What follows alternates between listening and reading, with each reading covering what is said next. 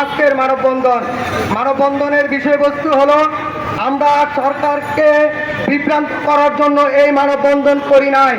আমরা আমাদের অধিকার, ন্যায্য অধিকার আদায়ের লক্ষ্যে আজকে মানববন্ধন করেছি। মানববন্ধনটা কেন করেছি? যদি সরকার, আমরা সুশৃঙ্খলভাবে মানববন্ধন করি, যদি সরকার আমাদের তাকে আহ্বানে আমাদের অধিকার ফিরিয়ে দেয়, তাহলে আমরা লং টাইম মানববন্ধন, বড় কর্মসূচি আমাদের প্রশ্নই আসে না। আমরা কর্মে ফিরে যেতে চাই, কর্ম করতে আমাদের ভালো লাগে, মাঠে থাকতে আমাদের ভালো লাগে না। মাঠে কারা দাঁড়া করিয়েছে আমাদেরকে? যখন দেখেছি শ্রমিকের ন্যায্য অধিকার বঞ্চিত হয়েছে, 2025 নীতিমালা, এই ৭৭ নীতিমালা আমরা চাই না। এই ৭৭ নীতিমালা কিভাবে নীতিমালা হলো? ঈদুল ফিতরের বোনাস পাই নাই, ছেলে মেয়েদের কাপড় চোপড় দিতে পারি নাই, মা বাবার বুকে হাসি ফুটাতে পারে নাই। এটাই ৭৭ নীতিমালা। এই নীতিমালা চাই না, যে নীতিমালা আমাদের বিপক্ষে। এই নীতিমালা অবিলম্বে পরিবর্তন করে, বিশেষ করে আমি জরুরি ভিত্তিতে আকর্ষণ করতে চাই অর্থ মন্ত্রণালয়কে, জরুরি ভিত্তিতে এই নীতিমালা পরিবর্তন করুন। আপনার সন্তান যদি আমার জায়গায় থাকতো, আপনি কি এই নীতিমালা দিতে পারতেন? পারতেন না, কখনো পারতেন না। আপনি ব্যাকুল হয়ে যেতেন আপনার সন্তানকে একটা মানসম্মত মর্যাদায় রাখতে।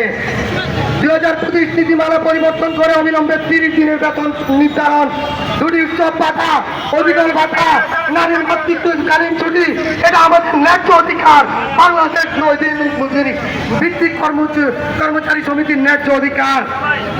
আর আমরা সারা বাংলাদেশ দৈনিক মজুরি মাস্টারুলের কর্মচারীরা, 60,000-এর উপরে কর্মচারীরা 5 বছর, 10 বছর, 15 বছর, 20 বছর কর্মে সরকারি প্রতিষ্ঠানে বিভিন্ন দপ্তরে মাঠ পর্যায়ে কাজ করে থাকি। সরকার কি এদিকে দেখছে না?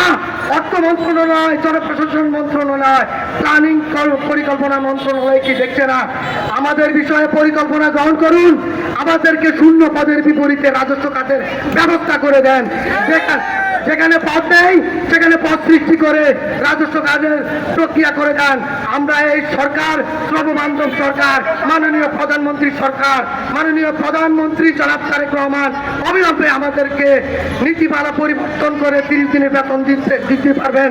বোনাস, উৎসব ভাতা, পাশাপাশি এগুলো দেওয়ার পূর্বে, রাজস্ব কাজকরণ করার পূর্বে এগুলো আমাদেরকে দিতে হবে। আমরা আমাদের পেটের জ্বালা, এই নিম্ন টাকায় কিভাবে স্বচ্ছতা আপনারা আশা করেন? আপনারা স্বচ্ছতা আশা করলে আমাদেরকে আমাদের অধিকারের স্বচ্ছতা ফিরিয়ে দিন। বর্তমান সরকার আমাদেরকে আমাদের ন্যায্য দাবিগুলোকে বিবেচনা করে, বর্তমান শ্রমবান্ধব সরকার জনাব তারেক রহমান আমাদেরকে রাজস্ব খাতের প্রক্রিয়া গ্রহণ করার জন্য বিনীতভাবে অনুরোধ করছি। ধন্যবাদ সদস্য সচিব, ধন্যবাদ আহ্বায়ক, ধন্যবাদ সাইফুল ভাই, প্রতিষ্ঠাতা শিশির ভাই, ধন্যবাদ।